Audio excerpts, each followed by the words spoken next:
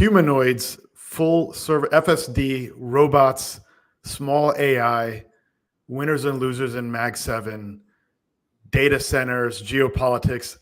I am so thrilled to be joined by Michael Parekh, who is really an intellectual tour de force, retired Goldman Sachs partner. Michael helped bring many of the famous internet companies we know from history to the public markets when he was at Goldman Sachs. You were a contemporary, of course, of Mary Meeker and Henry Blodgett, who were at Morgan Stanley and Merrill at the time. So I met Michael. That's right. We met at a conference a few weeks ago, and I stalked Michael. We had dinner for 4 hours. I walked Michael back to his hotel. The next morning, breakfast, I sat down with Michael again. And Michael has gone deeper on AI and semiconductors and what this means for social change than anyone I know. And we spent a lot of time on this. I've interviewed quite a few guests around AI and social change on our podcast, Lumida Non-Consensus Investing. So it's a real treat. Thank you, Michael, for joining us today. A lot to get into. It's a pleasure to be here, and you're a glutton for punishment, so back for more. It's a pleasure to be here. Enjoy very much. All right, so first off, any reactions to the OpenAI demo? And some other topics we want to get into, by the way, so tee it up for the audience, will be, Meta Llama 3, Grok, small AI, Qualcomm. What does this mean for geopolitics? Humanoids, are they coming? Are they real? Or is it just fluff and hype? What are the value unlocks we might see in the future? Who's going to win search? Can Google maintain their pole position? There's a lot of great stuff to get into. So let's start off. Go ahead, Michael. Sure. I mean, in terms of the OpenAI announcements yesterday, they obviously wanted to play a little bit with Google's I/O conference today, and get their little shot out before. They did a good job. They announced 4.0 for optimal, I think, and it's pretty impressive. It's really optimized for voice and multimodal. It's very natural sounding. If you watch the movie Her, it's absolutely a facsimile of that in terms of whether it's a female persona or a male persona. It's very natural sounding voice. It changes. You can interrupt it. It's really fascinating exercise in terms of how fast they've been able to innovate on the technology. It's not just the large language models, but the text-to-speech, the intonations, the ability to see things and interpret things off camera. It's a tour de force in terms of building on a lot of capabilities on top of their core models, and very important, bringing down the latency. Very natural, real time, like a person, etc. I would encourage everyone to watch the demo. It's like 20 minutes, 25 minutes. It's really, really good. And it's a harbinger of things to come. Everyone's going to have to play for these table stakes very, very quickly. Right. They raised the game. They were never multimodal to begin with. Google was. They closed that gap. They demoed a translation feature, and Duolingo stock price dropped as they were demoing that. So we're already seeing the disruption of SaaS play out, not just Adobe and what's been impacted there by Midjourney. So we're eager to see what happens today with Google. One of the comments you made, Michael, when we spoke, I asked you about AGI, when will we see it? And you made a distinction between AI reasoning with a big R and AI reasoning with a small r. Do you want to elaborate on that? Sure. I mean, first of all, in terms of the quest for AGI, this is a very potent question up and down across the spectrum, from people who are optimists about AI to pessimists, the doomers, etc. Regulators are very focused on it. The founders of these companies are very focused on it. And the debate is ongoing. The projections are anywhere from the next 2 or 3 years to 10 years. I did a piece this Sunday on my Substack that people can look at in terms of the range of opinions on this. But in terms of the reasoning piece that we were discussing, when I talked about it as a big R or a small r, the reasoning piece is important because fundamentally the way pure large language or small language models work, these are probabilistic tables. They're doing billions of calculations a second and running probabilities on the next token, the next part of my word that I'm about to speak, and giving you the best guess. These models are not sentient. We shouldn't treat them as humans. They're wonderful computation machines, and they cannot yet reason. So we think of them as artificial. We call it artificial intelligence. The reasoning piece is being built. It's what you need to do is to connect the probabilistic to the deterministic side of things, meaning you have to give it additional elements, hints, programs, data to help it understand the world factually, and then use the probabilistic elements to help you reason better. So very complicated. I'm sorry, I'm getting a little bit too wordy there. But when I say the big R and the small R just refers to being able to make straightforward guesstimates of what they're seeing, and the models are getting very good at that. The big R, where you're expecting, the human is expecting these systems to work across applications, domains, etc., requires a lot of connecting of all of those environments so that the AI systems can cut across all that and then use all of the information it garners from all that to reason better. And so that is going to take time. It's as much a function of building the computer science underneath as well as connecting everything, and that just takes time across systems. Right. Now, today we're using the RAGs framework, retrieval augmentation generation, to call the appropriate subfunctions like a calculator to simulate reasoning. And we still need to teach AI the laws of physics. There's a great anecdote by Jan LeCun talking about how a 2-year-old absorbs a couple terabytes of data in a couple minutes as compared to what any AI has been trained today. Jensen's got a 5-year outlook on AGI, and it's questions on how you define these things. But I expect we'll be on the sooner time frame. We'll have to find out and revisit that. How do you think about OpenAI and their competitive position? Right, they're owned by Microsoft substantially. Who's got a financial interest. Microsoft's in the enterprise market also. OpenAI's got Perplexity competing on one side of it. They've got Google coming after them from behind, and they've also got Meta Llama 3, which is open source and also partnering with Grok.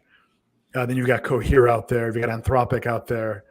I mean, how do you think about OpenAI's competitive position?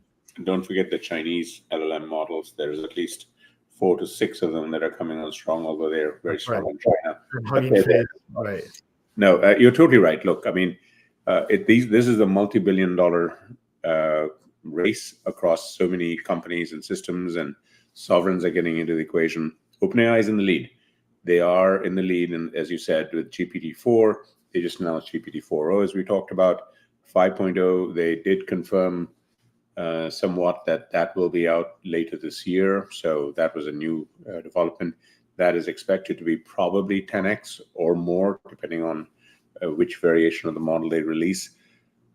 Yes, Microsoft is a partner. They own about 49%. It's a complicated governance structure, nonprofit. Microsoft has the underlying 49% of the profits of that. It's not there's no board seat other than observer seats, etc. So there's a lot of elements that are different than just directly owning the company. So OpenAI is by itself a very independent company, and they're growing like a weed, and they are phenomenal in product innovation, right? So it's not just the GPT-4 to 5; it's all the additional things that they've been announcing and working on. I've written about at least 7 that I can count, and probably more that we don't know about, products and things that are coming in the next 3 to 6 months. Rapid product development from OpenAI. So 7 to 5. When you said 10x better, you're just talking about, yeah, just okay. OpenAI. So they're supposed to come out relatively soon with AI for search, so competing more directly with Google on that front. They've got a voice product that they've been showing off, but it's not yet released. Sora, text to video, which is a pretty phenomenal product, although the Chinese have caught up with that. But this is a very fast race. So Anthropic, which is the second company in the space and very well capitalized, with $4 billion from Amazon and a couple of billion from Google. You've got, as you mentioned, Google itself is very potent here. They'll have big announcements tomorrow. Say again. Let's talk about Meta, right? So Meta Llama 3, yes, open source, and one of the, yeah. Go ahead, Rob. Go ahead. Yeah. No, you were saying about Meta. Oh, sorry, my video cut out here. I think we got a lot of people watching the live stream here. I was saying, on Meta, you mentioned also when we spoke, I think it was a great insight around how the training and inference loops have compressed dramatically, and Meta has a competitive advantage, just giving the sheer volume. You want to double click on that and what that means for the edges Meta might have now and in the future? Sure. Mark Zuckerberg is very focused on being a very big player here. He's garnered probably the second largest collection of NVIDIA's H100 chips, over 350,000 of these things at $30,000 or more a clip. And he's using it aggressively to roll out Llama 3, which is their open source model, in several sizes. He rolled out a couple of months ago, not just Llama 3, but Meta AI, which is their equivalent to the chatbot that is now on top of WhatsApp and Facebook and Instagram. That basically allows 3 billion people, depending on how they're rolling it out across the world, 3 billion people to bang away on this thing. And because when people start to use these models, that starts the inference loop that's on my tech stack chart that I show all the time on my Substack. The inference loops are the prompts, and that is very valuable, because what that does is it provides additional information to the underlying models to make the results a lot better. And the more these things are used, the better the model gets as a result of that loop. And Meta, because they're exposing their Meta AI Llama 3 model to over 3 billion people, they're aggressively in the race. The negative of that is that you got to use a lot more processing and compute. You need a lot of processors, and that's expensive right now. And that hopefully over time will get cheaper. So Meta is very much front and center ahead in the race. OpenAI, as we said, technically is ahead with the best models. They have about 100 million monthly users relative to, let's say, 3 billion Meta users being able to use this. Let's assume 10% of them are using Meta's Meta AI every day, as just a guesstimate.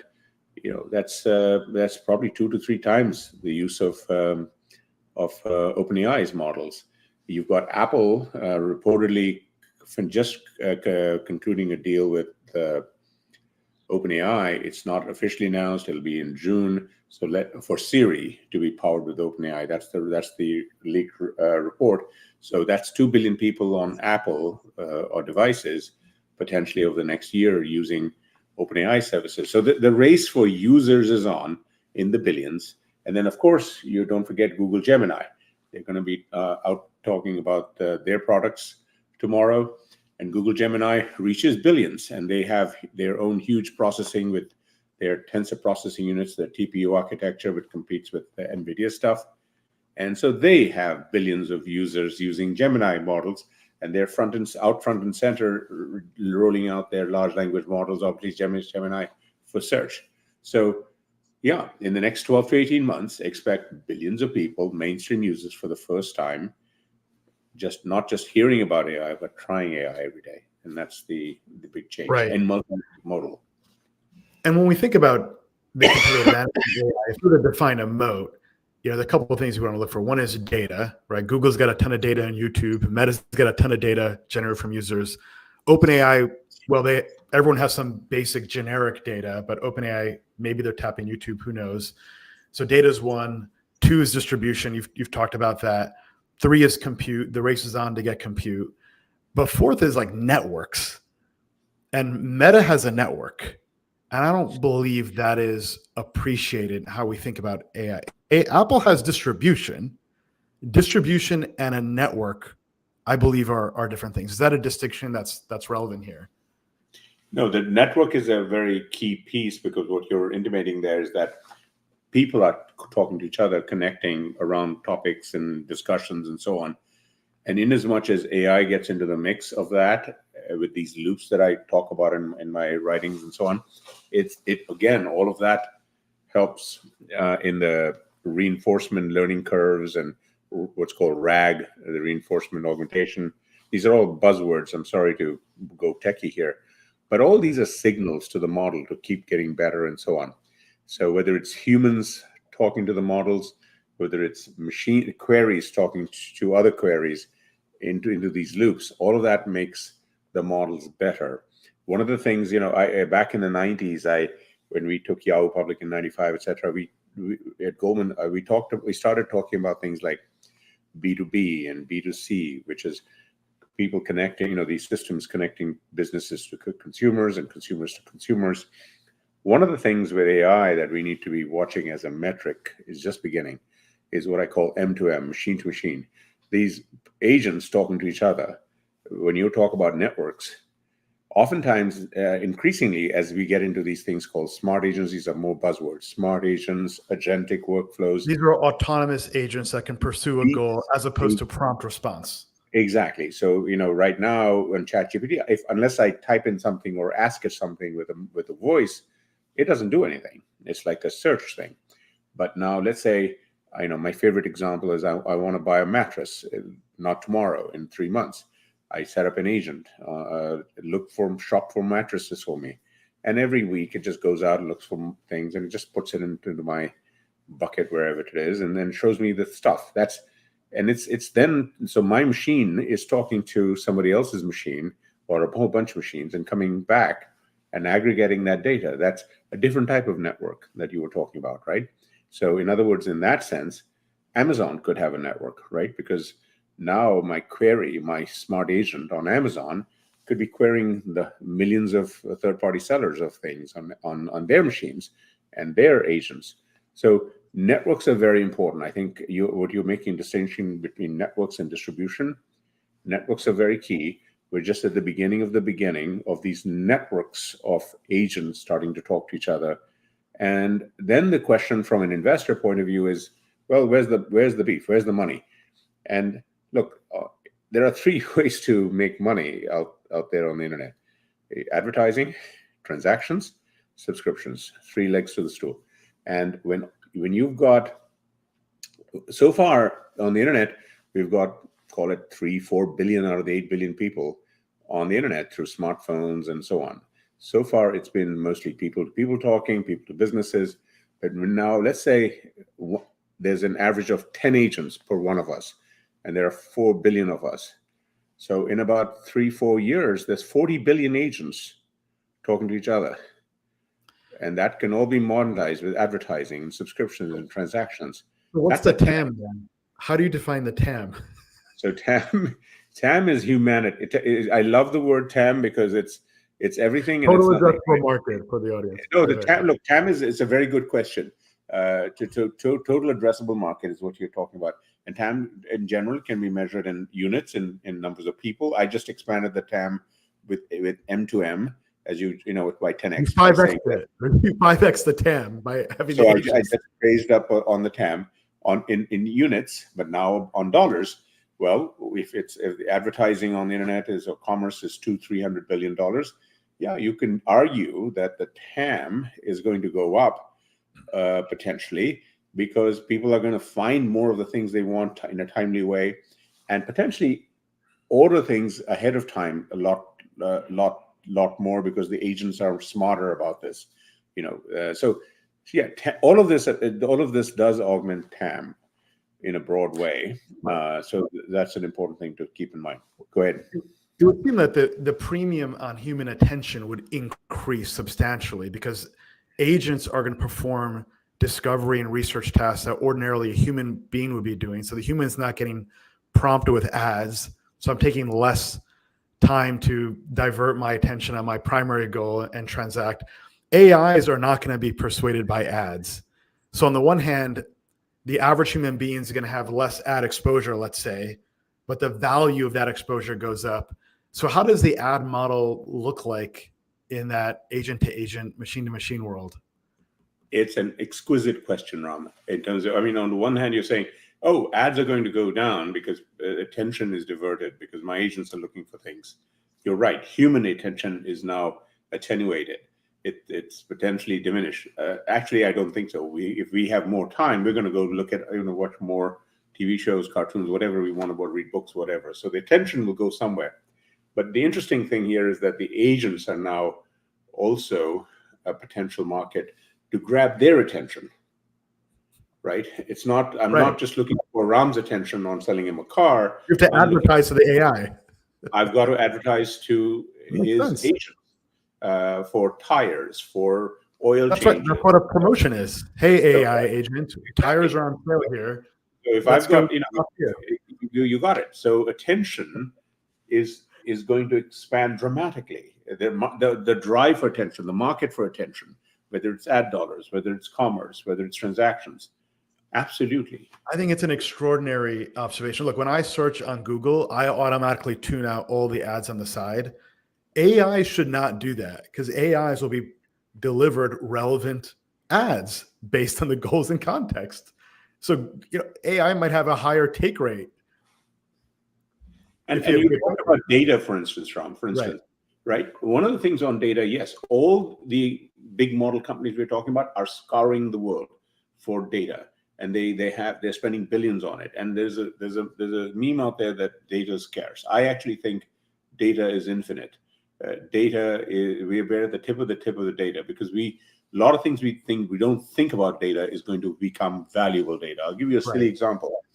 Right now in my Gmail, my spam folder, which is automatically run by Gmail, I never look at it. There's no attention to my spam folder. But my agents could be looking at the spam folder because they could be harvesting that stuff just in case something was missed or something that connected to my interest because it knows me over time, let's say. It's going to find that stuff. Right now, all my browser history is private to me, but my agents could be looking at my browser history and learning from that what I'm interested in, and then serving me up things that I couldn't imagine. Because right now it's lying there fallow, unused. There's value there. There's massive value there. There's massive intentionality there. There's massive propensities of interest leaning in. There's so much information we don't even begin to think about, and that's just the easy stuff. And if you own assets like the browser, like Google Chrome, Microsoft Edge, that is an opportunity to unlock that data. Look, Google spends $20 billion giving it to Apple to be the default search engine on Apple's products, right? What is the value of the browser history on Safari, on mobile, and on the web on Macs? What is the value of the browser history on Chromes? Who gets paid for it? Does it all accrue to Google? Does it all accrue to Apple? Does the user get some of it? These are all big questions. And there are permissions involved. So I think one of the more interesting things that's going to happen is that potentially there's a lot more sharing of revenues and monetization from that by users, potentially. Just like right now, copyright owners are suing a large language model, New York Times suing the large language models. Hey, give us a piece of this AI thing that you're doing, right? Yeah. There's a value to all my data that in my stuff that's going to be useful for the world, and we need a better. Totally makes sense. How do we get a better digital rights management framework to compensate creators of content and have more tokenized atomic value exchanges that take place? And it'll take several years. You need blockchain for that. I would argue. So you're saying, hey, look, the attention market's going to 5x because humans are going to have multiple agents, at least in terms of the quantity of agents. You can advertise to agents. We're going to see more AI to AI interactions. The CEO of Bumble, the dating site, she said something very similar. She said, look, in the future, you're going to have your own AI agent interview another person's representative AI agent. Essentially, the AI agents go on a date. Totally. And they figure out whether they're compatible. And then you get together. Totally.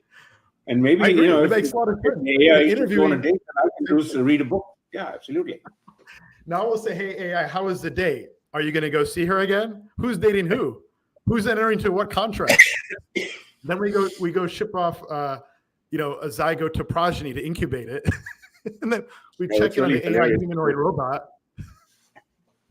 No, it is funny because yesterday OpenAI announced the 4.0, which you talked about, and Greg Brockman, the co-founder of OpenAI, literally had if the video's up on YouTube or on OpenAI, you can check it out. He's got two iPhones, the 4.0 to 4.0, talking to each other, and that was hilarious. You know, if you haven't seen it, you may want to look for it. It's about 4 or 5 minutes, and these AIs are just talking to each other. It's essentially an echo of what you just said. One AI talking to the other, and that is not just a hilarious social and scientific experiment, but once you've got into intentionality of the individuals, it becomes a whole different exercise in discovery and transformation. No, I agree. Right. Look, you think about what this means for recruiting or interviewing. Oh. Just yesterday, 2 days ago, in the Wall Street, I think it was in the Wall Street article about how, again, the piece takes a negative stance, which is that there's an explosion of AI on the recruiting side, where the recruiters are using algos to sort through the resumes, which, by the way, they've been doing for a long time, but now they're using generative models. And now, more interestingly, the candidates are armed with this stuff as well. So now it's AIs fighting AIs on the recruiting side, just to your example on the dating. Right. It's the same thing with teachers trying to catch cheaters with AI versus AI, or protecting against cyber attack with AI, defending against other AIs. And you want to make sure you've got the best AIs in the world. And today the United States does have that. But Ram, this is no, you're totally right. These systems attacking each other. This is echoing human systems. In our country, in the US, for instance, 20% of our GDP, I'm going to digress for a second, goes to healthcare. Okay, why? Because we have on the hospital side and on the insurance side, literally 100, 200,000 trained professionals that go to special colleges and curriculum to learn the codes of doctors and medical systems. Right, and reimbursement programming and counter programming. So every time you go to the doctor's office and they're taking your weight, that's a cha-ching for the insurance to be, and the insurance guys have, what is that? So we have armies of people adding huge costs to our systems, basically adding codes to each other that go into computers, that goes into billing. Think about what generative AI has an opportunity to potentially reduce all of that stuff, right? To make it hopefully more efficient. So, I mean, all our systems are echoing humans, and humans have been doing these kinds of things for a long time, and now we're going to do this at scale with software. Yeah, no, I agree. Look, I think there's an interesting social question around what does this mean for the atrophy of skills, right? Interviewing is a skill. If you're an executive, the ability to hire top talent is one of the top 3 core attributes. That's one. Or number 2, we have a loneliness epidemic out there where people are struggling to find one another. AI can play a role in that matching process, but there's still something called like a courtship ritual and being able to have like a banter. And, what happens to skills cultivation in a world where AIs perform complex tasks and do our bidding on demand? I have immense faith in humanity. We've evolved to be at the top of the food chain on this planet across all species and so on. We've evolved, evolution, and I think we will evolve here as well. I remember in the 90s, people aghast that, oh my God, people are going to be dating through online services. I remember in 94, 95, that was such a shocking concept. Today, half of the relationships are online dating. We've absorbed it. We figured it out. So these systems, you're right. I dare say, hopefully, we'll have better matches, longer marriages, more longer relationships, more fulfilling connections. Theoretically, they could say this is an ideal match for you. I know you think you had a bad physical date, but a good AI should say, look, you got to do that again. And by the way, she likes this flower, and go wear that, blazer next time or something. I'll go you one better. I've got my AirPod of the future, basically giving me therapy and advice as I'm talking to my spouse or date. Say this, don't say that. That sort of thing. Well, you're totally right. Look, I've been back to back today, which is my typical day. My wife sent me a long message in the morning. I'm trying to find a window to get back to her, but I need to be thoughtful when I take in that message to really process it. I scanned it quickly. I know it's a topic and it's a lengthy topic, but I'd love to have an AI that is far more responsive. That I need like husband AI to jump on that instead of waiting for like the market close, because it's that kind of day I'm having right now. But the husband AI should not respond as if it's the AI, or maybe it should, I don't know. But what's the emotive response that's received on the other side? And what happens if on the other side it's the AI responding? So, we're going to have a lot of mediation, I think, with AIs is where this is going. Being the eternal optimist, I think I'm going to basically coin a phrase. We're going to have microtherapy, real-time microtherapy. Therapy is not just going for an hour every week. I've got a thing basically will give me therapy after hearing my conversations with my family, etc. At the end of the day, and hey, give me some advice on how I interacted with my kids today, real time, and real time coaching. We're getting there. This is not science fiction. This is all right around the corner. I agree. I think bringing out the best in ourselves changes in the next 5 years than we've seen in the last 30 or 50 on just these kinds of matters. We're going to have the AI, which is like the angel on our shoulder, and tells us what we need to hear, even if we don't want to hear it, and brings out the best in ourselves. And we can bring it up and down. We can bring it out. Yeah. We can say, make me more devilish today, and for now, giving me more rational advice because I'm in a bar and I'm going to be drinking some more. Well, we're going to have the jailbroken AI too. Count me in for that one. And the jailbroken AI is not going to care about those safety parameters, and it's going to optimize for whatever you tell it to optimize for, even if it's not in your interest or the social interest. So it's going to be fun. It's going to be fun. So, on the let's shift gears now to humanoids. So are humanoids hype, or are we expecting disillusionment ahead? Humanoids they're going to take a long time. Humanoids is a very broad topic. You're talking about robots and robots have been around. Like a humanoid robot, for example. It does day-to-day tasks. It walks your dog, gets the mail, does the dishes, changes the diaper, hopefully. Correct. So humanoid robots have been around. Industrial robots, which is a bigger market, by the way. And by the way, the market comparisons don't hold because humanoid, there has been not a humanoid robot market. Roomba is the closest thing we have. But all the robot companies, whether it's on the industrial side or the humanoid side, they're in the last 2 years, as you'd expect, they're all getting redone with generative AI, with this whole business of probabilistic software rather than deterministic. Just exactly what Elon did with his full self-driving FSD up until FSD 11 was all deterministic software, and then in the last up to 12 now it's all probabilistic software. That big change. We're doing that with our robots, and humanoid robots, or let's say over the next 5 or 10 years, are going to be interesting, and they will have lot more capabilities as you'd imagine through this new generative AI technology. And you could argue the physical economy, the physical world, is a much bigger playing ground for these things. And right now, the examples people come up with is, always make me smile. Oh, they're going to wash our dishes and they're going to do this stuff. I remember when the PCs and I'm that old, computers first came out, they said, oh yeah, we'll use the computers in our kitchen for recipes and so on. And so on. What I'm saying is that we are thinking about humanoids, robots doing things for us as substitutes for physical tasks that we do, which they can do.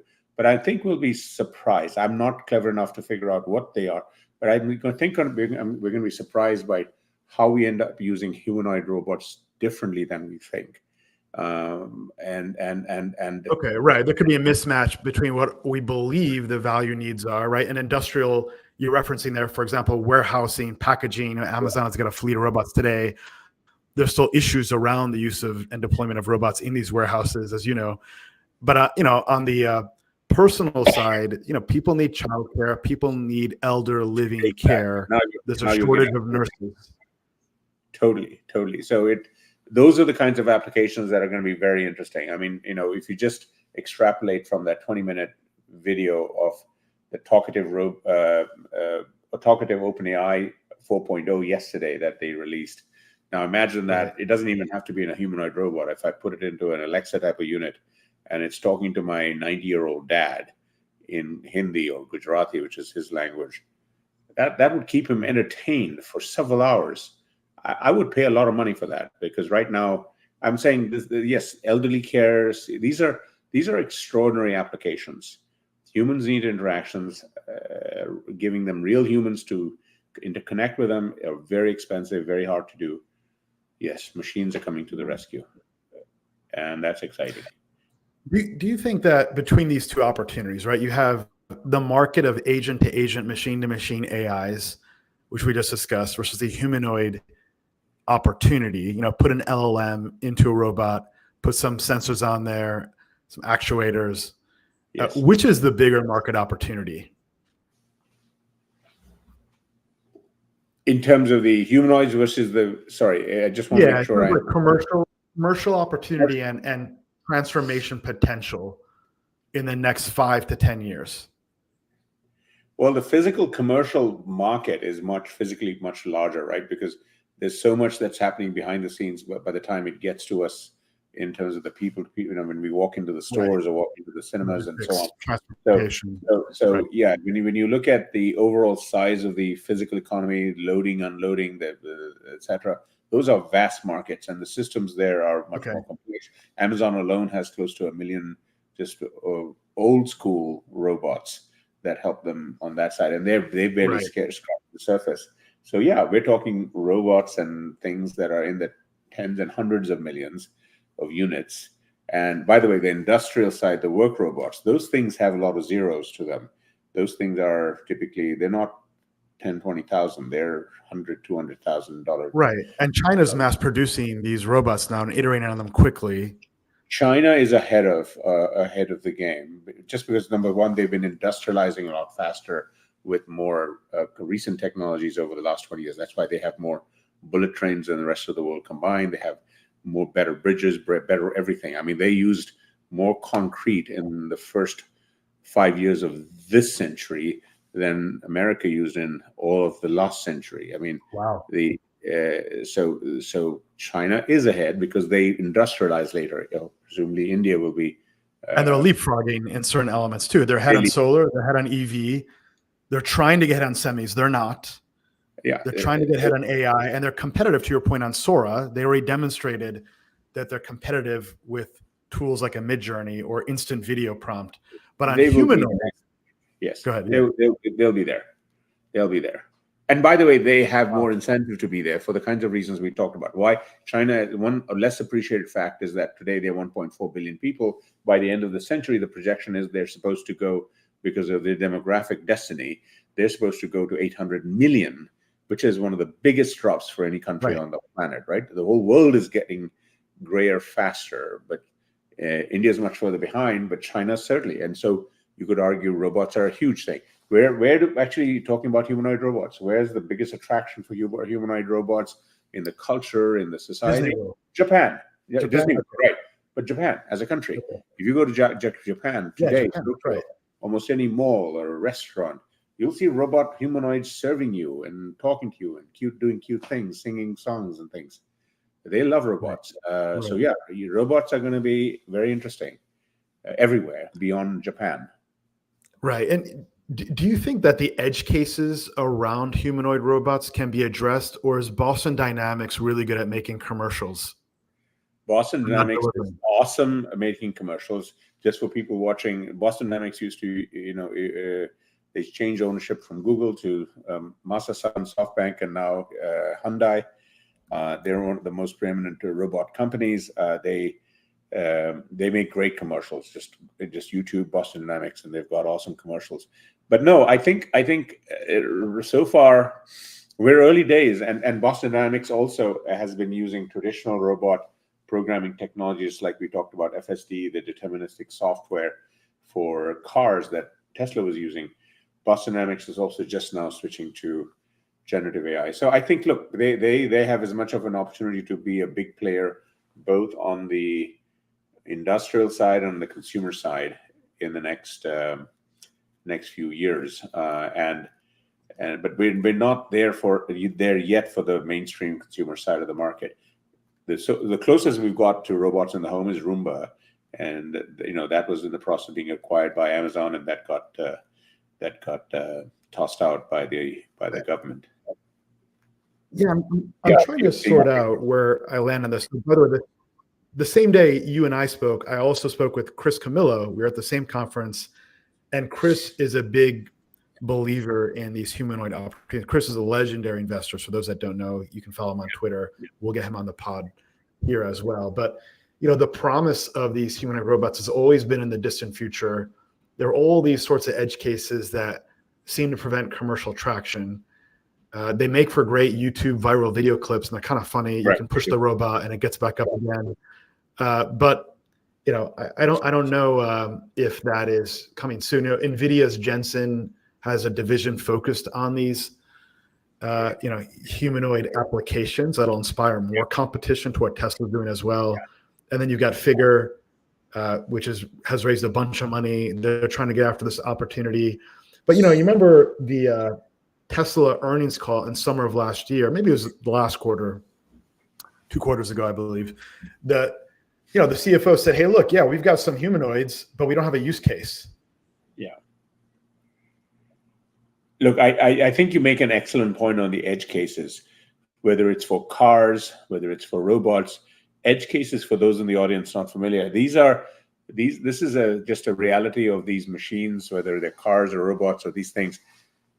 It's easier to get to the 80% of automation on these systems, and then the last 20%, 10% takes 80% more of the expense and effort, because these systems when unexpected things or things that happen with less frequency happen, these things have to learn about it, and then they have to adjust for it. So that's one thing. Second thing is, I just want to make this point on the humanoids, since we're talking about humanoids. We are still very early in terms of how our artificial systems are mimicking human brains and human capabilities. You talked about Jan LeCun and the baby who's absorbing more video in the first 4 years of its life than most of our computer systems on YouTube, etc. These robots on Boston Dynamics, if you ask them to sit in a chair, they all fail. That's one of the funniest things about the whole thing. Right. It's much easier for a human to figure out how to sit and get up than these things. They do amazing things on the YouTube videos, but notice that they almost never sit in a chair. Yeah. It's very, very tough to do for a whole host of very good computer science and physical robot sensor reasons. They do amazing stunts like that, but sitting in a chair, getting on a chair, those are tough things for them. So there's a lot of work to do ahead. Well, they seem to be related issues, right? You talked about, right. You mentioned earlier that, look, what these LLMs need is like a theory of the world. They need a theory of the mind. They're simulating theory of mind now. We saw that with OpenAI video. By theory of the world, use the word causal. That implies laws of physics. And if you understand the laws of physics, you've got a reference frame, a concept of identity, and a goal, then, that might be solved through software, and at the same time, maybe hits the humanoid layer. But there's a lot to be done. I think to your earlier point, we probably get impact sooner on the narrow niche specialized use cases. For example, Tesla is probably using these humanoid robots right now to go build cars. It's the same thing, repeat every day, as compared to a caregiver use case, which is going to be very complex in multiple scenarios. That's probably farther off in the distance. No, I agree. But I just want to add one more thing in terms of the buzzwords for the audience. If you Google AI scaling laws, this is a slightly technical thing. You can Google it. You can especially at Google AI scaling laws and OpenAI, you'll get to their homepage, and they talk a lot about this. OpenAI is a huge believer in this, and and a lot of the companies that we're talking about, Anthropic, etc. And what that is basically saying that if you give it enough compute and enough training, these models get exponentially. I'm talking 50, 100 times better every 2 years. And that scaling element right now, the scientists, the geeks who understand this stuff really, really well. I had to go back to school for this, and I barely understand the statistics. What I'm getting at is that this stuff is supposed to beat Moore's law, which is 2x every 2 years and 50% less in cost roughly over the last 6 years. This scaling law, AI scaling law, is supposed to be with us. The conservative estimates are at least 5 to 10 years, potentially longer. So that, by the way, basically, if that is true, then as long as chip companies can make chips, there is no cyclicality in chips for a long time to come. We're going to need a boatload of no chips. Cyclicality in GPU chips. No cyclicality in GPU chips. There's a difference between. Now we're getting into the weeds of the chips. So good. Okay, GPU chips, correct. But now we got to get into training and inference, and you're right, GPU chips. But right now we're thinking today's world, in 2024, we're thinking GPUs in terms of $30,000, $40,000 Hopper chips and Blackwell chips to come run NVIDIA. They go in these big data centers. That's a big secular growth market. That's AI scaling laws are big. We're going to get gargantuan data centers that are costing $10 billion or more. But we're also going to have a huge market in GPUs on local devices, smaller GPUs. They're in my little iPhone here, and neural engines from Apple. There are GPU chips in here, and there's going to be a heck of a lot of inference that's going to go in here. And one of the things I'm a believer on is that the small AI, the stuff that we're talking about, is going to be a bigger bubble than a bigger, not bubble as a financial bubble, but a bigger market than the. And that other thing on the cloud stuff is also GPU stuff is, but they're both big. I love that insight. That's a I love that insight. It's a non-consensus view. People are not talking about small AI or edge AI. People are talking about cloud AI, and cloud AI requires time. That creates latency. You got to go call and put some data in the cloud, and also has privacy and security trade-offs around there. So, and it's maybe you want to double click on what is. And it's expensive. And do you want to double click on what is small and what is small AI? What is edge AI? So are we talking about applications on our local desktop, like AI computer and AI enabled phones? Yeah. I just had a post 3 days ago, and 3 days ago, I put in 4 buzzwords. Okay. So one is edge AI, which is basically devices in the where the users are. Local is just in my home or office, all the devices that are here, that's local. Another buzzword is on-premises. So instead of, so this is more for my business or my company. There's been a big trend because of the cloud, over the last 10 or 15 years, enterprises have moved more and more of the compute on the cloud, on Amazon, AWS, and so on, and that trend continues. But now, increasingly, we can bring that back, some of that, to your point, because we can do the compute for inference and some training for the big companies, local, so I can do it for security, I can do it for privacy issues, I can do it for latency issues, I can do it for control issues, lots of things. And that means I'm going to have a lot of GPUs, not just on my devices or on my person, on my AirPods or my watch or whatever, but I'm going to have a lot of on-prem. And the chip companies, since there are some investors in the audience, that is Pat CEO of Intel is talking about, is the Gaudi 3 chips. He's talking about on-prem. He wants the world to go back to using not just CPUs in their office environments, but GPUs, big clusters of them, for those reasons, the Gaudi 3 chip. So yeah, we're going to see a lot of this across the board. Zuckerberg, when he announced his Meta AI, he talked about that even when they announced Meta, they turned on the light switch on Llama 3. They're doing more inference because of the users banging on the chips on those GPU chips that were designed for training, and that load will increasingly, the faster that load moves to these GPUs on local devices, on-prem devices, typically they will consume less power, so that'll decrease the demand on the power infrastructure, which is right now scaring We'll come governments back and to that policy. topic later. Yeah. Yeah. So all of this is in the mix. Yeah, it's a calculus problem. It is, right. So we have edge AI, local AI, small AI, and then the players that deliver chips to mobile are generally different than those that create GPUs for cloud, right? NVIDIA is obviously a leader in the former. Some names that come to mind on mobile development would be Qualcomm and ARM. Qualcomm. ARM's obviously ridiculously expensive. Qualcomm's actually kind of cheap.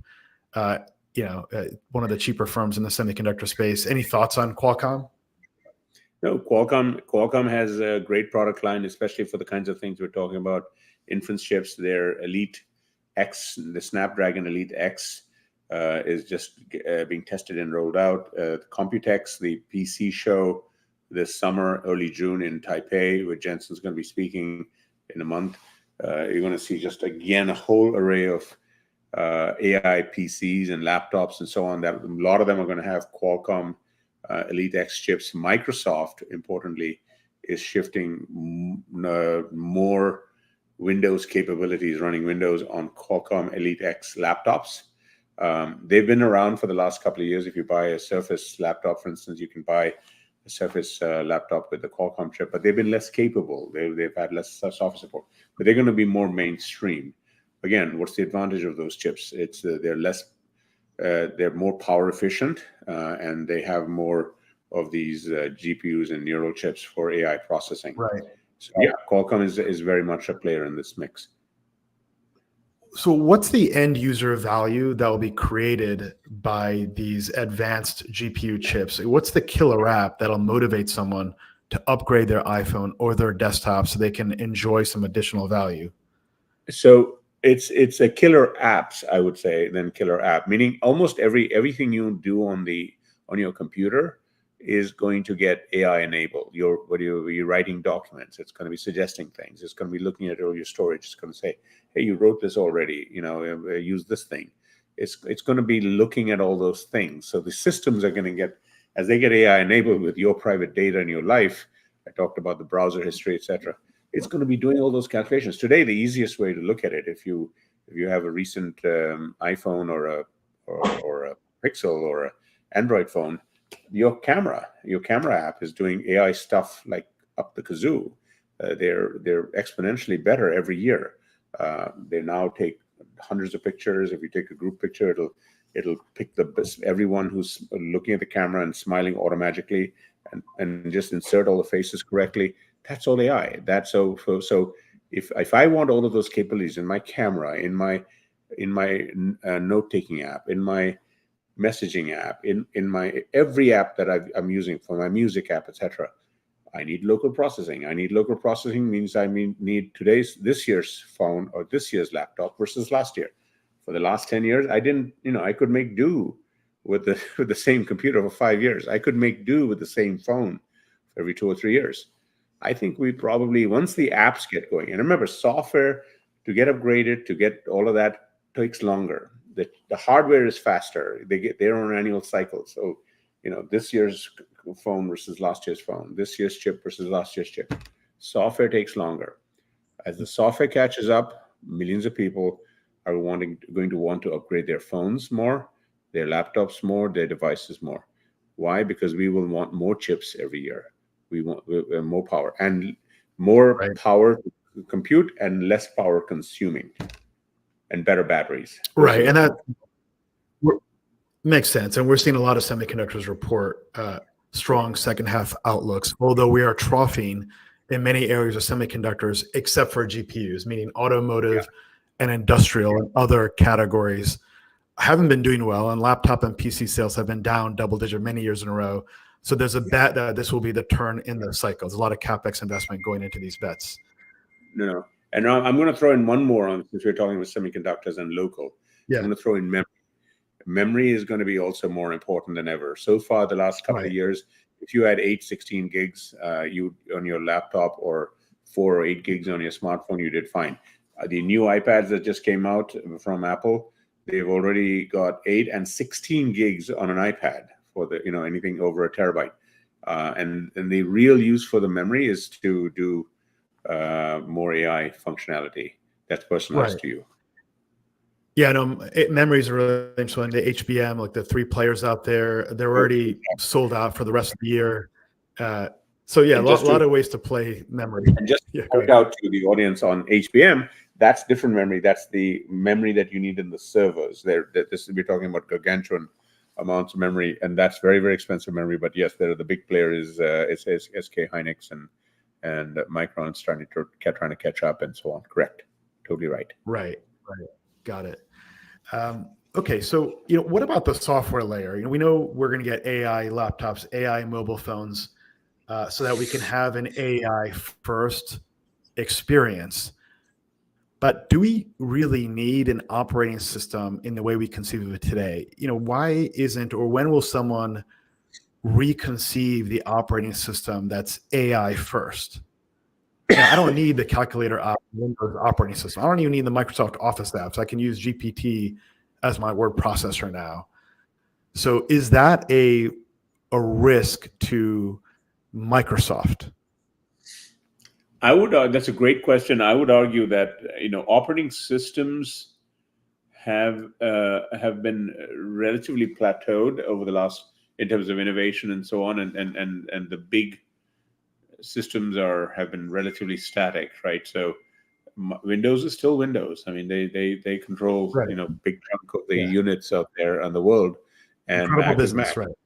Exactly. Right. But because you've got so much AI specialization going on in the app layer above the operating system, and all of this is connected to the internet, the need for the underlying the operating systems to really change that much with AI is not as dramatic. Now, you can bet for sure, and Microsoft is focusing on it. Apple's going to be focused on it. Anything that they can augment or advance through AI functionality in their operating system kernels, etc., they will definitely do. Remember, Microsoft missed on Windows Mobile, right? They tried to take the Windows OS in the late 90s, and they said, all right, let's stuff it into a mobile form factor, and they missed the boat, and they were sidelined by BlackBerry, which had a better form factor in the keyboard, which then got beat by threaded messaging, the Apple iPhone, and the touchscreen. So, I don't know. I think in the future, does an AI UX really need even apps? Like, all I need is the perception of a sentient agent that I can interact with, have a conversation with, that spins up a dashboard for me and helps me solve problems and get stuff done. I don't think that looks like anything like, why do I need to boot up and like a taskbar and I need some notifications, sure. But I don't need much else other than some set of agents that I can communicate with. Yeah, the quest for user interfaces is ongoing, especially with AI devices. You've heard about Sam Altman and Johnny Ive partnering on an AI device. You've heard about the Humane Pen for the ex-Apple engineers. That the first version was not that popular. You've heard about the Rabbit One from R1, which is this cool AI device only. So there's going to be a huge amount of experimentation, a Cambrian explosion of devices for this stuff, to your point. And in terms of, you're totally right that the Windows thing is not as needed in this environment, and people are trying to figure out what the next iteration is.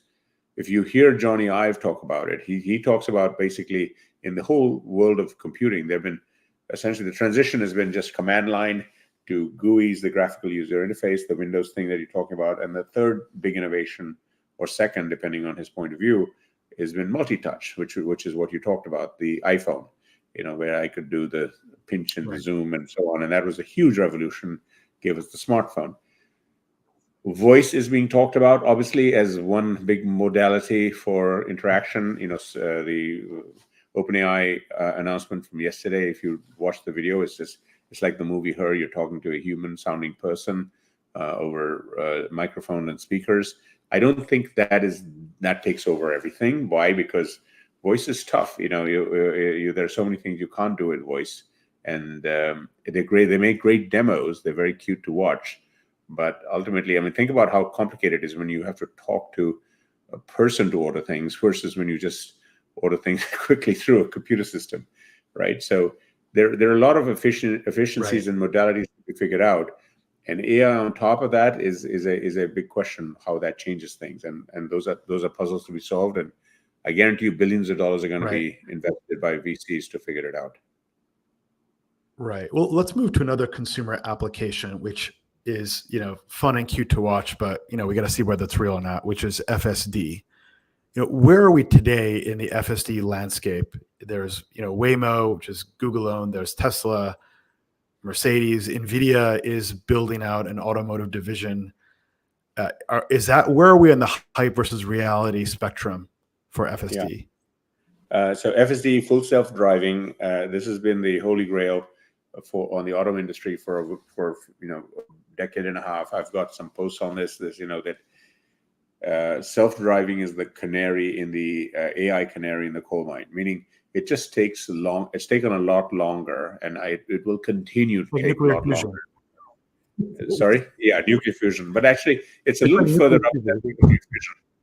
The latest FSD from Tesla, 12.1 plus, is getting good reviews, but it's still level 2. So what's level 2? The government has a rating system, a level 1 to level 5 on the driving scale. So level 1 is where you drive with the steering wheel, attention to the road, you're doing all the driving. Level 5, the thing drives you around like a Waymo. All conditions, all roads, snow, sleet, whatever. Waymos, which are the Google vehicles, they seem to be level 5, but they're not level 5 in the sense that they're optimized and programmed for certain cities, certain roads, certain conditions. There's a reason why they're popular in Arizona and California. The weather doesn't change that much over there. And by the way, the Waymos cost, because of the LiDAR sensors on them, which is a different technology for sensing things, costs, they run in that car that you see running around in San Francisco is anywhere from $100,000 to $300,000. It's going to be a long time before it's mainstream. Tesla's, on the other hand, Elon said, I'm just going to use cameras for FSD, which is great. It keeps the car relatively affordable, $40,000, $50,000, $60,000. And edge cases are still killing the dang thing. Teslas are still level 2, meaning you need attention on the road. It nags you to keep your hands on the steering wheel. That's level 2. We're not level 3. The only car that's level 3 barely on certain roads in Europe and now a couple of roads in America is Mercedes on their next $100,000 car, where the car can drive you a little bit on certain roads without your having to have hands on the wheels. We're far away from consensus. That's definitely not priced in. Mercedes that's definitely not consensus. Mercedes has like a PE ratio of 5 or 6 times earnings. But no one really thinks about Mercedes as level 3. No, Mercedes, but level 3, they have a level 3. It's very expensive. They're one of the top of the line sedans. Most people aren't going to buy one of those. What I'm getting at is this is why Apple hung it up. Apple spent probably tens of billions of dollars on their Atlas program and the self-driving cars. Even they said, we'll come back to it, and they basically wrote off the whole thing. Edge cases are very problematic, which is what we talked about before. That the unusual things that can happen that you can't train for, etc. So Tesla, look, Elon is very aggressive still on predicting when he's going to get it, etc. It's still Elon has done a masterful job. He's made more money on self-driving than most people have made on AI. Over $2 billion selling 400,000 Teslas with FSDs on the road out of 2.5-3 million, and it's barely level 2. And every time I've been on a self-driving car, it's like driving with my teenage nephew. I'm worried about every turn he or she's he's making. I'd rather just drive the dang thing myself.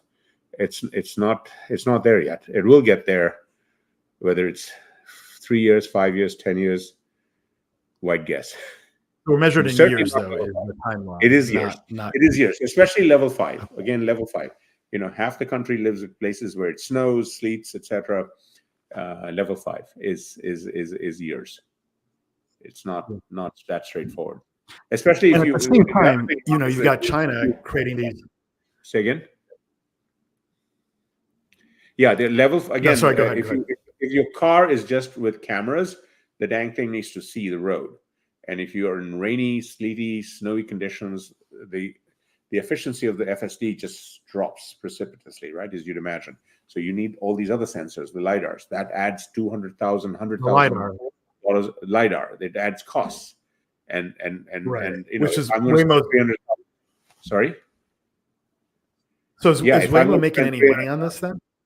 No, Waymo makes no money on it. It's a moonshot, is my guess. I mean, they have not declared the numbers, but it's a great science experiment. It's a wonderful. It gives us when you're in Arizona, go take a ride. I've done it. It feels amazing. You feel like you're living in the Jetsons world. But it's a little like a tram ride. You know, the thing is programmed for certain areas and so on. Right. No, I And remember it's point to point, destination to destination. It's not resilient at all. There's no flexibility. You can't say, hey, let me stop off and pick up some dry cleaning. Everything's going to be pre-programmed. So we should not expect to see driverless robotaxis in the next couple of years, is the headline. So Elon is Elon, and he's obviously got a robotaxi day planned in a couple of months. But he's masterful at this. He does an amazing job getting people excited about it, excited about the future. And he'll say, "Oh, it's coming soon," but robotaxis are a while away, would be my guess. But we will see. I'd love it. I'd love for it to be sooner. I'd love to be wrong. I have no issue with it. Right, of course. I love it. Yeah. But it's the technical aspects of it are real. The cost aspects of it are real. Yeah. The edge cases are real. So we got to scientifically deal with that. Absolutely. Eventually. Does China have an edge there? You mentioned how China is leading on humanoids, solar and EVs, but does China have any edge around FSD?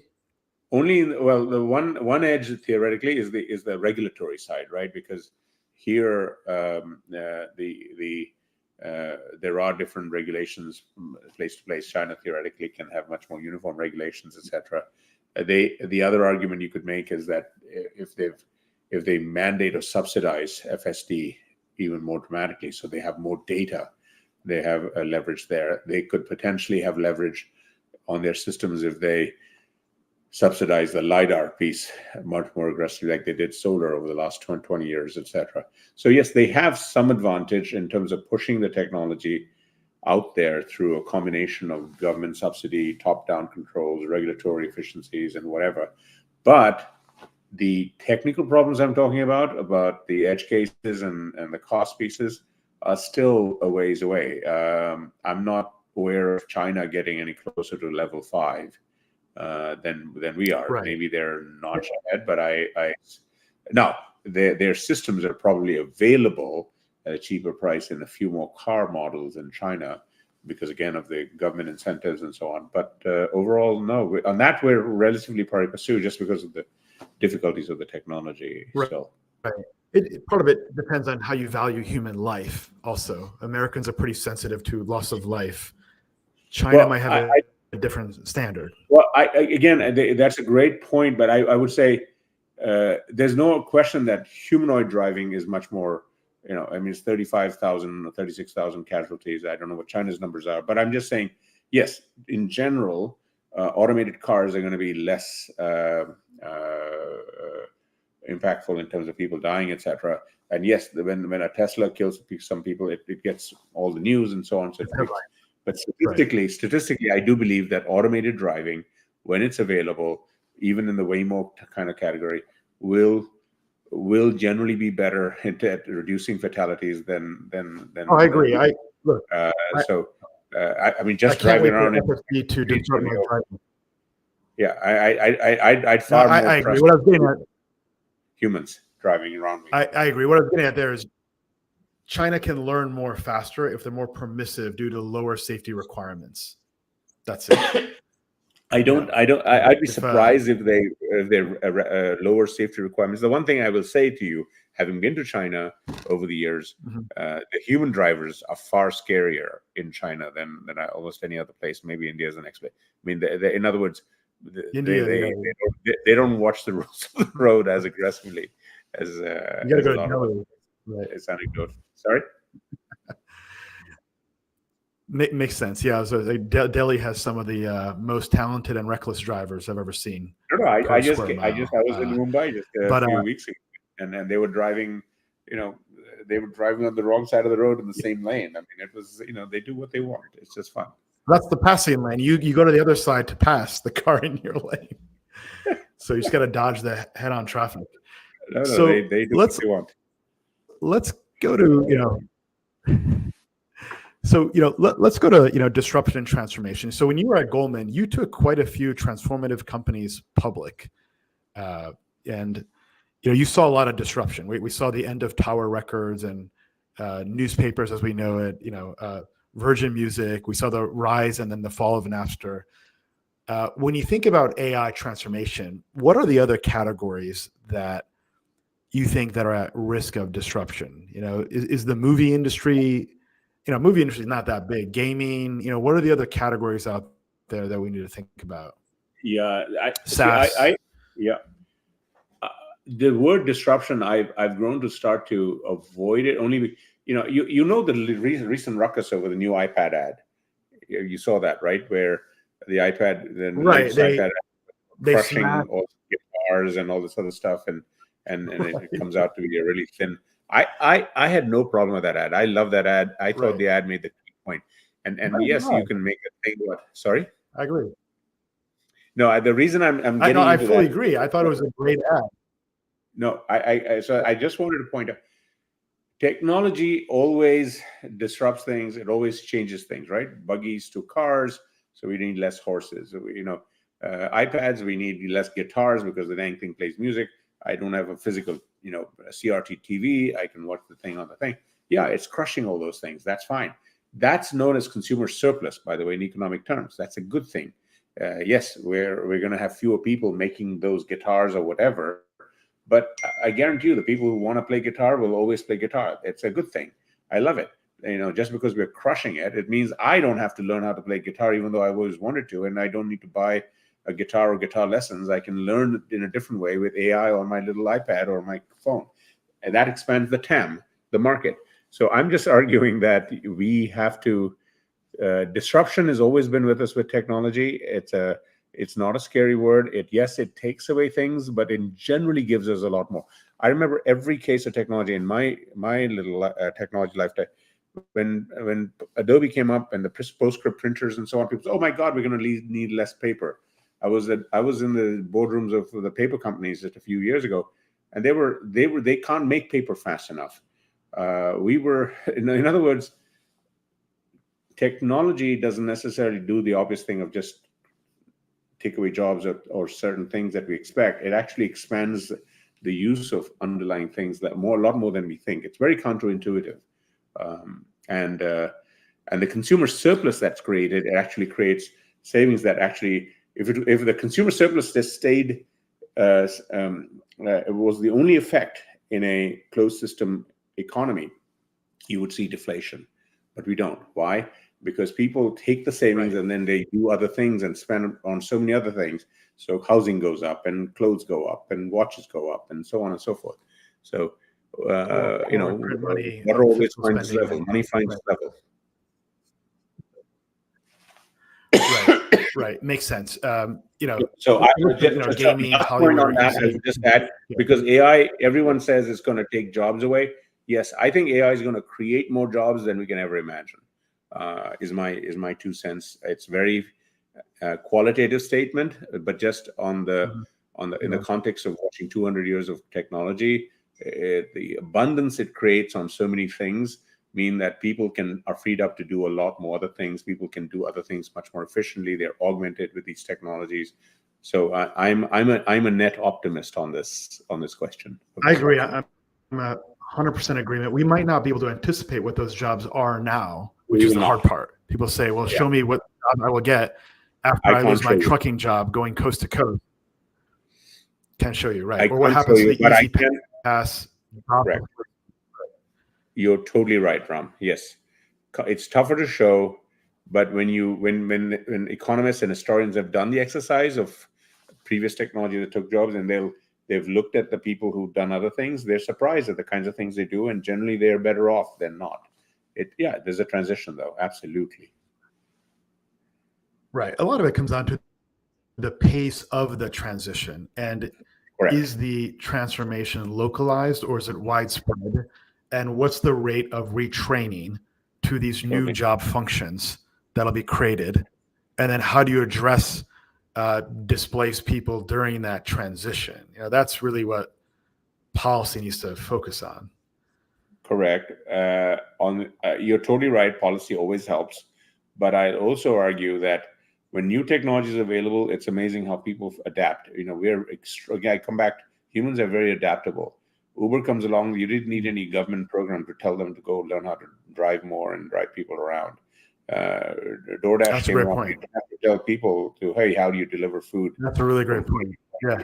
Millions of people figured it out. Gig economy. I mean, those are little canaries in the coal mine. They're teaching us how the world is going to evolve. Creator economy, YouTube comes along and TikTok comes along. You didn't have to teach people to dance and make hundreds of thousands of dollars on that stuff. They did it. They figured out how to use Canva and they edited and we have a creator economy that was $250 billion last year and will be $500 billion on Goldman Sachs' estimates in 3 years. No one had to retrain them. No one had to teach them. They just figured it out because we are adaptable creatures. We go where the opportunities are. It doesn't matter, young, old. There are tales on YouTube of 80-year-old grandmothers basically having YouTube channels with 1 million followers, basically making fajitas. It's just awesome. That's humanity for you. You just give them access to stuff, and they'll do amazing things. And AI is going to make that's a powerful point. Like the product market fit is so strong. Right. And AI can help the person navigate that transition. I agree. I'm actually on human training. I mean, when I've got AI teaching me everything I want, I just ask it for free and it's all funded by YouTube.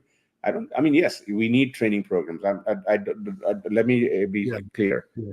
We need more vocational training. And those kinds of things, we do need more systems, more support here versus China, etc.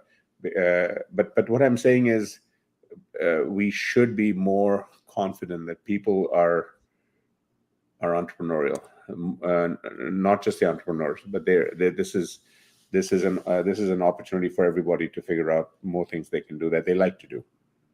Right. I agree. A couple of quick topics here. So one is around Google.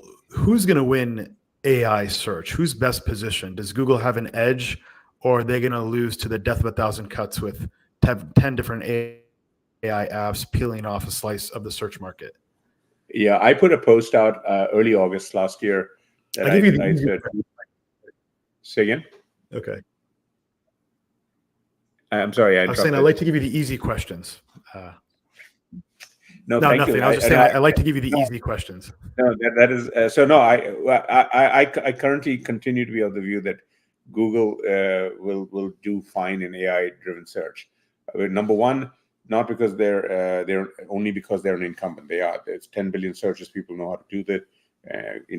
On my iPhone, I will do Google because it's default. Google pays $20 billion for that privilege to allow me to search on them. But more importantly, Google is not asleep on the job. Their Gemini is really amazing. And there's been a lot of great competitors. I like Perplexity as well. They're doing a great job providing AI or augmented search. OpenAI, when they do their OpenAI search, is going to be a compelling product.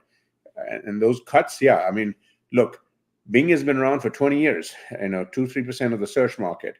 It makes billions of dollars, by the way, Bing. Yeah. Okay. But Google is still Google. And so I'm relatively comfortable that as long as Google doesn't fall down on the job on AI-driven search, they're okay. Now, the other concern that markets have is, oh my God, but what about the revenues from search that are impacted by AI-driven search? But those things are temporary. When Facebook went public, right at the transition point of web to mobile, the stock was down 50% or more for a year or two because their advertising went down because their advertising was optimized for the web, and they took a year or two to figure out how to do it on the mobile, and they never looked back. It was so much better on mobile because there were new ways to do advertising revenues. I think AI is going to be the same thing. So so I'm not worried as an investor in Google. I'm not. This is not investment advice, by the way, caveat. But I'm saying in general, AI search is Google's to lose, and I don't see them doing anything or not doing some things to lose that. Yes, there are going to be a lot of competitors. I welcome that. I think there's going to be a lot of innovation because of that, and the whole system can learn from each other on that. I love what Perplexity does on some of the stuff. I'm looking forward to what OpenAI is doing on search, and that's all a good thing. Right. How do you think about like Meta Llama 3 and potentially teaming up with NVIDIA, right? These are the only two founder CEOs in Mag 7. And you had a very provocative idea when we spoke around how these two might be able to team up and do something special. What might that look like? No, thank you. So Llama 3, so the one thing to remember about the Zuckerberg and Meta, obviously Zuckerberg is very competitive. He also is a huge beneficiary of open source. Not just, he gets a lot of kudos for open source Llama 3 AI language models that are equal almost to capacity, capability to GPT-4 that are open source. What does that mean? That means I can download that. I can customize the training weights and do my own applications a lot easier than I can. I can't do that on OpenAI to the same extent, or Anthropic's models, etc. But we have to remember that the big purveyors of the other proprietary systems, they also have big cloud businesses. They have, Microsoft has Azure, which is OpenAI's partner. Google has obviously Google Cloud. You have Amazon with AWS. Meta doesn't have a cloud business. So they benefit with all the hardware and the software being open source. I mean, they've been doing it for 20 years. And not just, long before AI, the open source element allowed them to get far cheaper computing equipment for their data centers. Now, to get to your question, which was very on point, NVIDIA, which is the leader in the GPU chips, they just announced this thing called NVIDIA Inference Microservices, or NIM. And when Jensen announced it on stage at the developer conference, he showed how, what is a NIM? It allows individuals, businesses to micro-program the inference. And this is a little geeky. You can put any model into it. So you could put GPT-3 into it, or via APIs or whatever. You could put Llama. He showed it with Llama 2. But the point is, people can use open source models without paying Google, without paying the proprietary model companies, OpenAI, etc. So in the theory, it allows a lot less expensive models to be run at with the same capacity for inference, etc.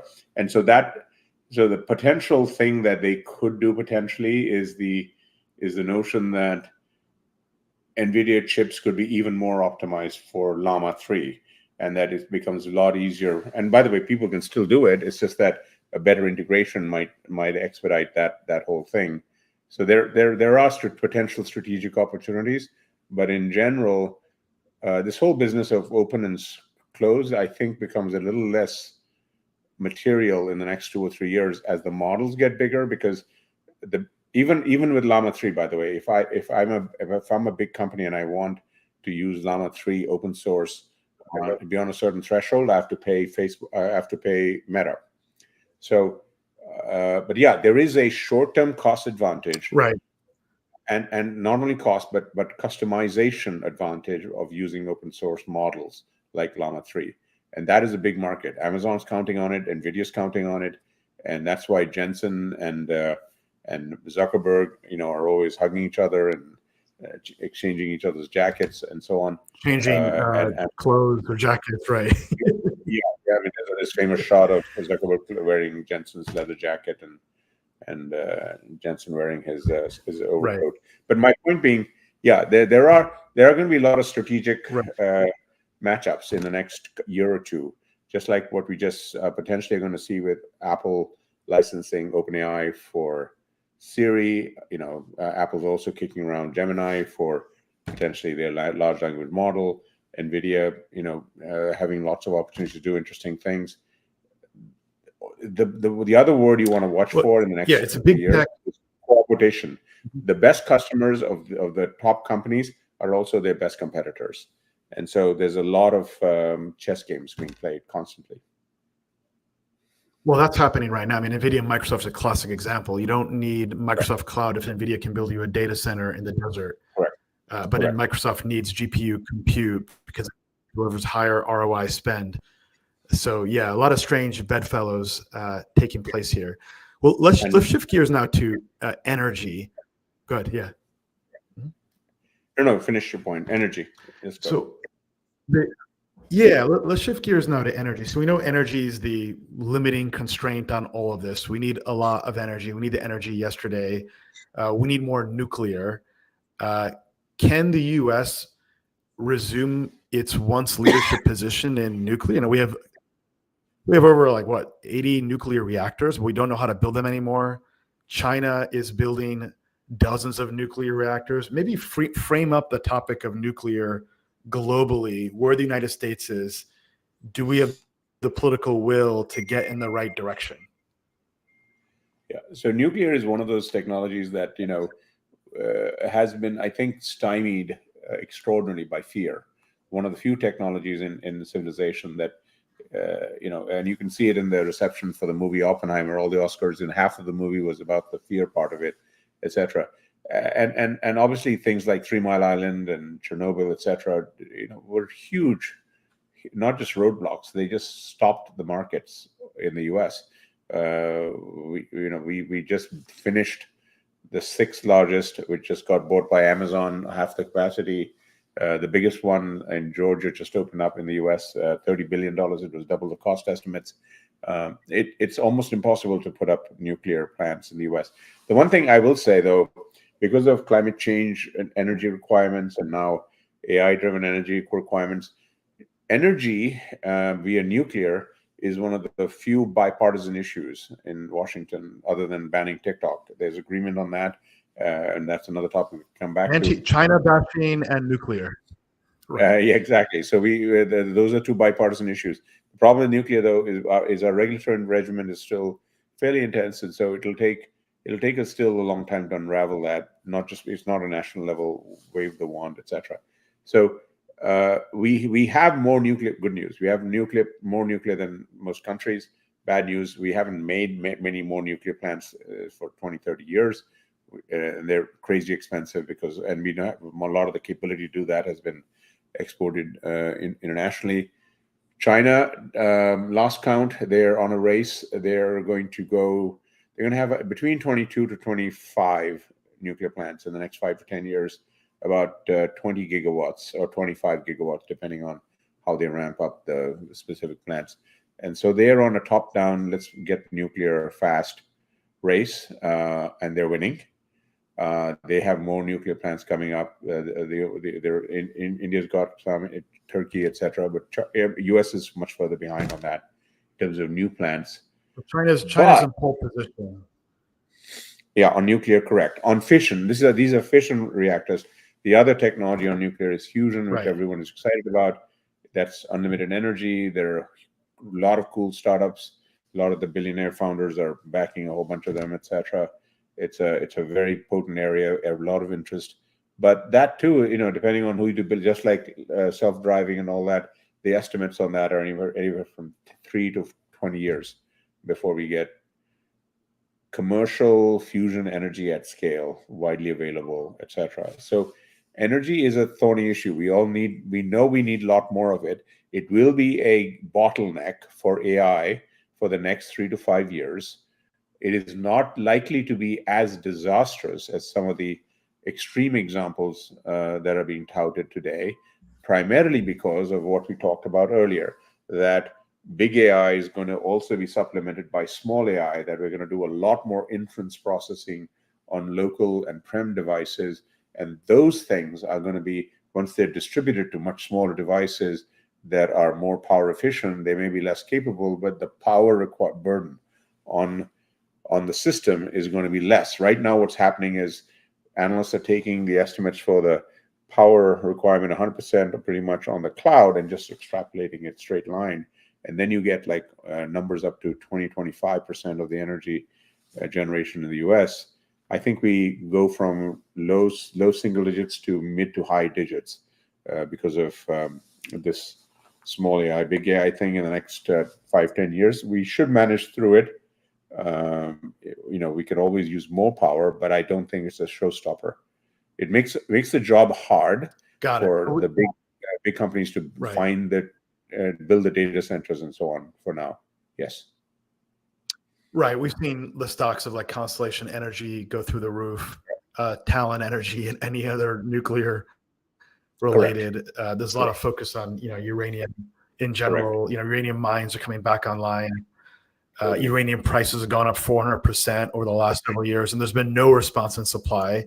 One of the biggest suppliers of uranium, or high assay, low enriched uranium, called HALEU, is Russia, and it's a state-owned agency.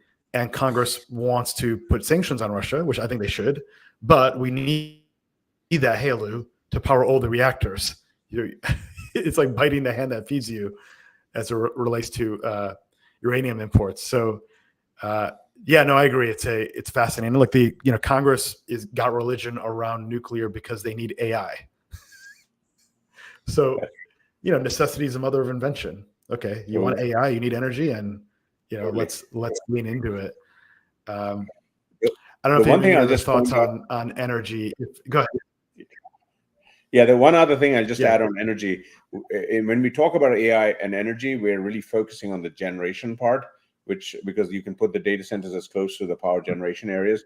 But energy also has this other problem, which is the distribution part, which is less important for AI for now on the data center side, but certainly very important for EVs and all that, for charging infrastructure. And that's a big bottleneck as well, distribution, because of our grid system, the way it's regulated and so on. So that's another thing that slows things down on the power side. There's a lot of energy transition we need to invest in the grid itself, right? Have you looked into small modular reactors? Is this just hype, or is there real substance? Again, it's a little earlier. There's more substance than fusion, but again, there are a lot of interesting companies there and a lot of interesting activities. And if you do the timing right, you can make some good investments and so on. But it's very for sophisticated investors. There's a lot of regulatory stuff. There's a lot of pricing stuff, all of that. So it's still a gnarly problem, but on the whole, it adds to the mix of things that we can look forward to. So it's positive in that sense. Right. But it's got it. And I guess there's innovation happening. I think there's something like 80 plus small modular reactor firms, some large, some small, trying to get after this. Some hype, maybe some with substance. We'll see. Let's hope for that success there. I guess just linking this all back together now, just in terms of geopolitics. There's a space race for AI. I think is the term you used when we last spoke. There's a race for semiconductors. We're trying to limit China's ability to get after that through export controls. There's a race for humanoid robots. There's a race for energy. China's ahead on that. There's a race for clean energy. China's ahead on solar and EVs. How are all these forces, especially GPUs, reshaping geopolitics? I'll give you, for instance, there was an article about how Saudi Arabia was curtailing some of its activity with China because of pressure from the United States. The implication being that if Saudi Arabia didn't cooperate, they might not get GPU access. And this is a big about face from a few years ago when Biden was in Saudi Arabia and there was call it like a falling out or a distancing. So how do you see all these forces interacting with geopolitics? No, I mean, geopolitics, especially the US-China issue, is the one unique headwind in the AI tech wave that we did not have in any other tech wave prior to this. And it is an issue not only for the reasons you mentioned, but also the global supply chain, obviously. It's not just the semiconductors, right? It's all the components that are sourced everywhere, etc. Once you start to say, hey, you got to move the manufacturing of this stuff, whatever it is, chips is obviously the most obvious ones, and computers and so on, and you got to move it to other countries and so on. It's a lot of expense and a lot of issues and so on. I mean, Apple, which was the most integrated with China, is now making 10-15% of its iPhones in India. It was not easy. It was not cheap. They spent probably 50% more than they needed to, and I dare say it's probably one of the reasons why these dang things, the new iPads and so on, $100-$200 more expensive. It's not good for the consumer on a global basis. So my thing on geopolitics, etc., is I hope that the governments kind of do what they need to do on the political side for the geopolitical reasons, national security, Taiwan, all those kinds of issues. That's fine. But the general thing is, the more we can let the free markets or the companies do, both places do their thing, it's a good thing. Look, I think one of the most interesting innovations we've had in social media over the last 5 or 10 years was TikTok. I'm going to say it, right? It came out of China. The other most interesting innovation we saw in e-commerce, also China, Temu, Shein, all those things. And you can argue, yes, Shein and Temu came into the US because of regulatory loopholes in terms of the $800 exemption to ship directly to the end customer. But that's innovation. That's business people figuring out how to make better businesses, provide better products and services to regular people. My sister, who's a mainstream person, loves shopping more on Temu and Shein because it's fun and this and that, than go to her Target and Kohl's. It's boring. I mean, what I'm getting at is we have to believe in the markets for innovation on a global basis. But to answer your question head on the geopolitics, yeah, it's a reality. It's a reality for the next 10 or 15 years. We can't fight it. So then what do? You look at, as an optimist, I look at the bright side. Races are good because it makes sides competitive, and we accelerate things. We went to the moon because we were competing with the Soviets. What was there to do on the moon for humans? Nothing. We bounced around a couple of times, got up some rocks, and that was it. Never went back for another 50 years. What I'm getting at is that races are good, but races are entertainment, and they accelerate things, but they're generally at the expense of more expensive things. China will not necessarily be contained. Their AIs, yeah, they'll cost them 50% more to do better, as good AI as we have with older chips, but they'll do it because technically you can do it. So I'm just saying, look, we want to make sure neither country goes to war. We want peace because that's good for 8 billion people on the planet for a whole bunch of reasons. We want to cooperate more than we want to compete on those kinds of issues. But for technology's sake, etc., it's a net negative that we have to compete on supply chains and so on. And it's bad long term, I believe, for U.S. interests, U.S. companies, U.S. economy. Mhm. And we need to be able to thread the needle. I agree. Look, the legitimate national security and IP theft concerns, which should be addressed, for example, through export controls or trying limiting espionage and enforcing international norms around WTO restrictions and all the rest. But 100% tariff hurt the American consumer and limit innovation, and they certainly don't help inflation. And competition brings out the best in everyone. Correct. It's politically popular to do that, even though it's not in the interest of the constituency. And the constituency doesn't understand that, right? I mean, we love shopping at Walmart and Costco, but we don't, and we love bashing China, but we don't connect the dots that almost everything you get that's cool in Costco and Walmart and Sam's Club comes from China, and that's a good thing that they were cheaper. Now, yes, there are all these issues. Oh, yeah, they're made by child labor and Uyghurs and all that, and that is also something that to be contained and so on and managed. At the same time, people, China is extraordinary in the sense that in 20 years they got more people out of utter poverty and into a living wage and into the lower middle class than any civilization in the history of the human race. People need to work, and child labor is terrible. I agree, but go read Charles Dickens. Child labor, that it's been everywhere. Every economy has had to deal with it. Chimney sweepers that are 4 years old. Correct. Right. And so we want to manage the extreme of it. But I'm just saying, humans, there are 8 billion of us. And by the way, as a whole, because of technology, we all everywhere live better than even the kings in Versailles 200 years ago, because of the ubiquity and availability. Right, I agree. Look, Genghis Khan would have.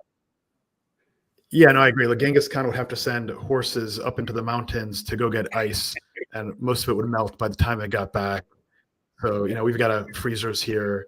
We've got incredible medicine and penicillin. We've got great first class problems. I agree. Look, there's an expression that when goods and services. Good, yeah. No, I was in the villages in India, and there were people doing e-commerce through WhatsApp, Chinese apps in India, and they were doing it on $50 smartphones, and so on. And so, it's technology, ubiquity, and democratization. Democratization of technology is good. So.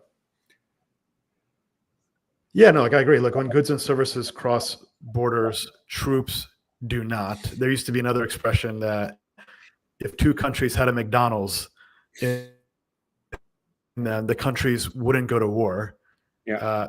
When the United States is importing from China, China needs to balance the current account by financing the United States through the purchase of treasuries. Those dollars can only be used to do 2 things: either buy U.S. goods and services or buy U.S. treasury bonds or stocks. That's it.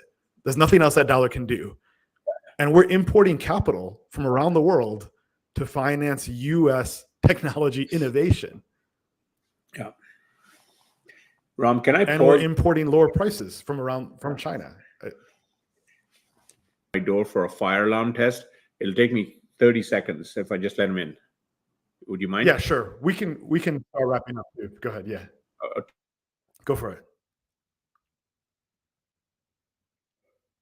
Great. Michael will join us for a second. Hope you guys are enjoying that. Michael's a real tour de force. So in the late 90s and early 2000s, Michael was one of the top internet analysts at Goldman Sachs. It was Mary Meeker, Henry Blodgett, and Michael. And this is also before Reg FD. We had a separation of the investment bank from the research group. So Michael would join the roadshow. He's an advisor today to several leading AI companies. I can't name them, but there are names that you would recognize today that are right at the forefront.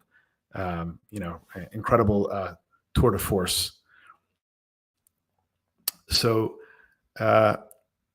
just give us a moment and we'll bring this to a conclusion.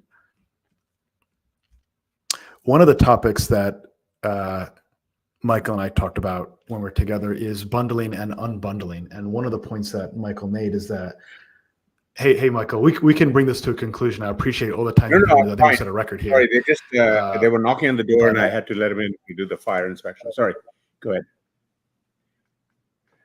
No worries. I guess just the last topic is on bundling and unbundling. And I'll let you frame up the topic there. Go for it. Yeah, Jim Barksdale, one of the early CEOs of Netscape, was very famous to saying there's only 2 ways he knows how to make money: bundle and unbundle. We saw it in cable getting unbundled and streaming, and now streaming is becoming the cable bundle. Businesses just go back and forth. And we're seeing that in the context of a lot of the services online as well. Amazon Prime is about bundling. The Microsoft Copilot is basically using the same bundling techniques around AI services as they had for Microsoft Windows, Microsoft Server. And so bundling, unbundling is just a metaphor for how businesses price services and aggregate services and make money off services online. And we're going to see a lot more of it. So what do you think are the opportunities there, right? So, what are the opportunities to unbundle? Like, which companies need to unbundle and unlock value? The unbundling that I'm fixated on right now are it's less about the bundling and unbundling of specific products and services, which again, what tends to happen is that unbundling happens when when especially in technology, when disruption happens in specific industries like cable giving way to streaming.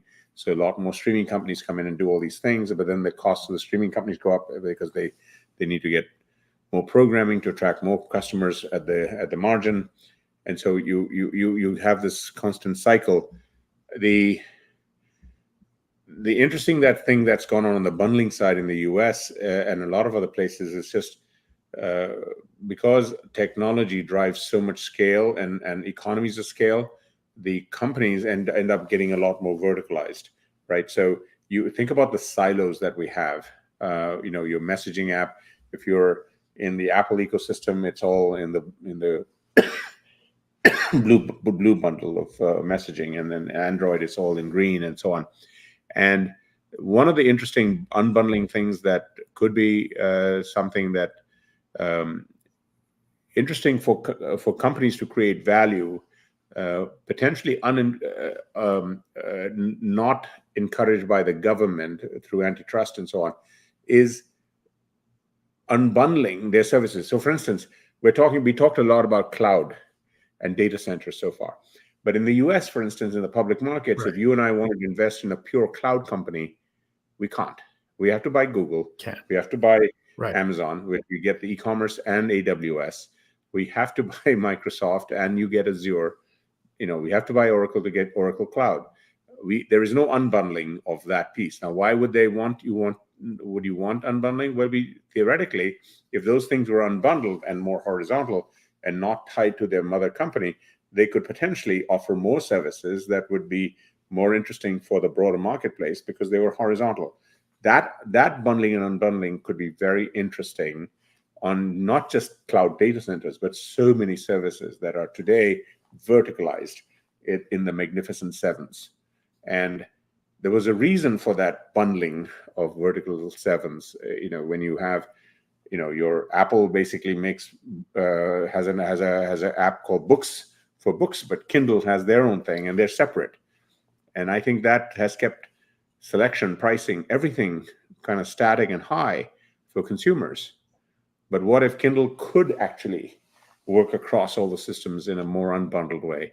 If it was separate, it could be from a better consumer experience point of view. You could have a lot more innovation.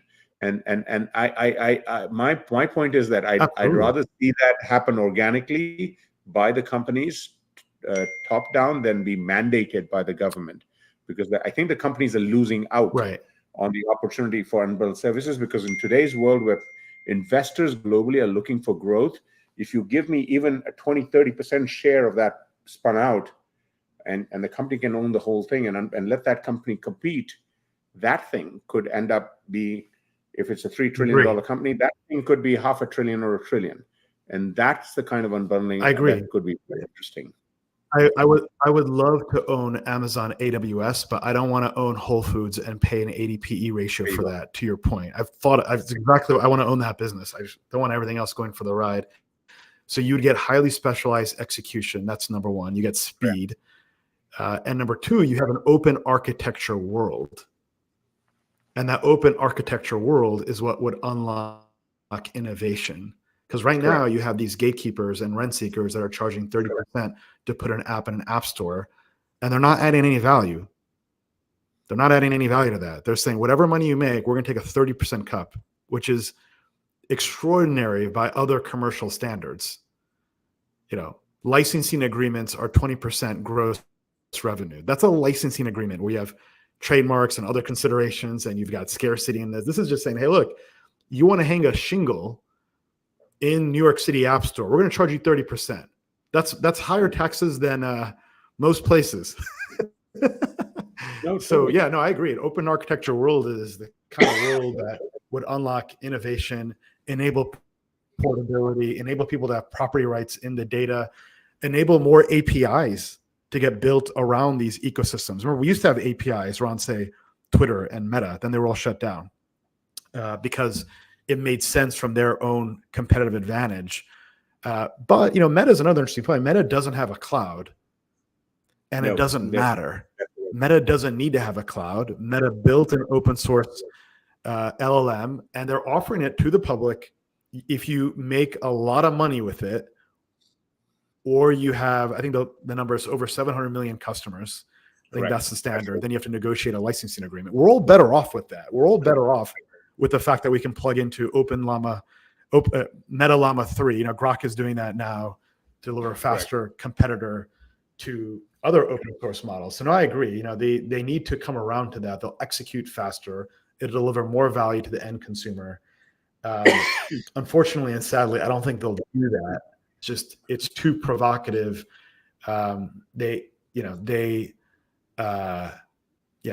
They're so focused on execution and relevancy, and they're not sure which asset is worth more in their portfolio, in terms of the contribution to data or distribution, that it's difficult for them to say, hey, let's give up this piece. But they should. That would optimize shareholder value and consumer value. Correct. I think the boards boards of these companies and CEOs would be startled at the positive reaction by shareholders if they proactively consider unbundling a lot of things. And it's just a natural business cycle. It's not a mainstream thought right now. I agree. That's a very novel idea. You need to start an investment bank and go pitch these CEOs and boards. And hopefully it starts here on this podcast. Maybe some are listening. We get the word out. It starts with my friend Ram. But no, I agree. That would accelerate the future. So why don't we leave it there? Michael, thank you so much. Real pleasure. I hope you all enjoyed. As I mentioned, Michael's a real intellectual tour de force. I recommend you subscribe to his Substack. You can see it on the link there. Any other areas, Michael, where people can follow you? I'm on X or Twitter under M Parekh. Thank you. And I hope to do more this kind of thing with friends like Ram. So thank you for the opportunity to be here. Absolutely. It's a real pleasure and a treat. We'll have to do it again. Thank you again for the wisdom and insight. Until next time. Thank you again. Thank you, everybody.